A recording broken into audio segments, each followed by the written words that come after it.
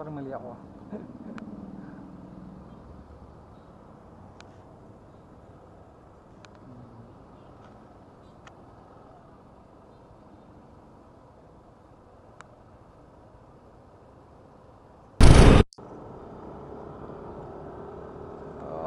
Okay, after ilang minutes na, 40 minutes, nandito na tayo ngayon sa Sharif Agwak.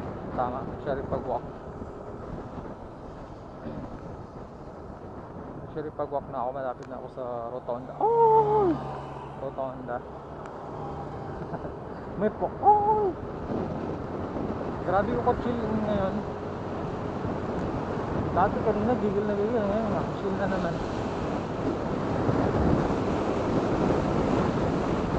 Oh, nakatulog pa ako. Oras ba ako natulog? Alauna ng madaling araw. Tapos nagising ako 6:40. 6:40 tapos umalis ako mga 6:50 ay 7:10. Ay 6:55 yata yan. 6:55. Mabilis ang ligo lang kasi yun eh. Mabilis lang ako maligo guys. Basta mabasa lang yung okay na. Ayan. Okay na.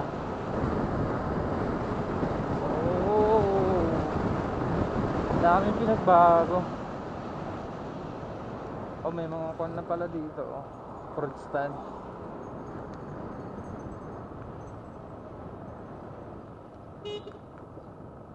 May mga fruit stand.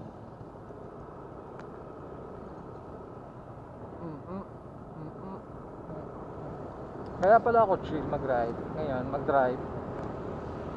Alam na kasi Ramadan. So, syempre gusto kong umaabot sa Ramadan. Lahat naman tayo makasalanan eh. Kaya sabi ko sana umabot tayo lahat ng Muslim sa Ramadan. Ang Ramadan kasi ang pinaka-importante month sa amin. Dito natin tinitrain yung mga Muslim. Tinitrain dito yung mga Muslim kung gaano ba ka-epektibo sa kanila. O baka pagkatapos ng Ramadan babalik sila sa kanilang mga dating gawain. So, syempre, ano siya, bukmamo, di ba? Pero kung pandusa ka, dapat ano na, baga, hindi mo natin payaga. So, Allah Ta'ala yung mga torka. Shay! So, Allah Ta'ala yung mga torka. Grabe, bangusira ko kami ba ng amin, yara ba? So, andito na tayo ngayon sa mansyon ng mga pagpatuan. So, medyo bilisan ko lang kay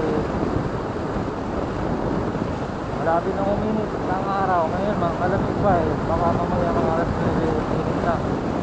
Actually, pag dumating na sa Cotabato, dumura na. Ramdam talaga yung init ng panahon ng araw. Kahit mabilis na yung takbo ko dun, naninit. Namumuot. Namumuot pala. Namumuot. Binibigit masyado yung init. Ayan. Ayan pala, guys, pa-follow ako sa sa TikTok. Mas malaki palang kita doon eh.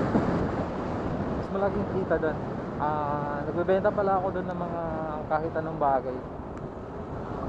Gusto ko magparami doon ng na followers para marami magipag-collab sa akin. Madalas kasi nagre-reach out kasi ako sa kanila, then minsan hindi ako pumapasok sa mga requirements nila kasi syempre gusto nila 10,000 followers above, and ilang naman yung ginawa ko yung TikTok ko, parang ano lang eh, parang ano lang, libangan. Dati doon ako nagigitara, madalas ako nagigitara doon. Kada open ko may mga naririnig akong kanta, so yun, rekta pag nagustuhan ko, kinakapa ko na agad, tapos record kahit hindi masyado familiar yung lyrics ko, kahit hindi ko masyado familiar yung lyrics, rekta nire-record ko. Pero grabe yung algorithm sa sa TikTok. Ang bilis ng viewers doon. Nagulat ako doon nung first record ko, naka 100,000 plus yung ko, ang views niya. Biglang sumara yung visor ko, no? Dahil sa AdSense. So yan, please follow nyo ako sa TikTok, guys, ha. Okay, kung may mag-follow, bigyan ko ng photo.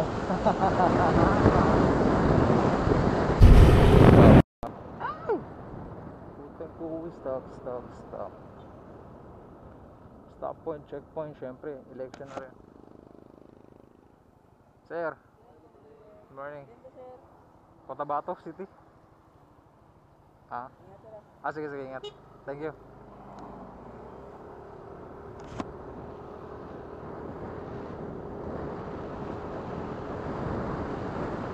Ako pa yung nalagay sa pictorial nila.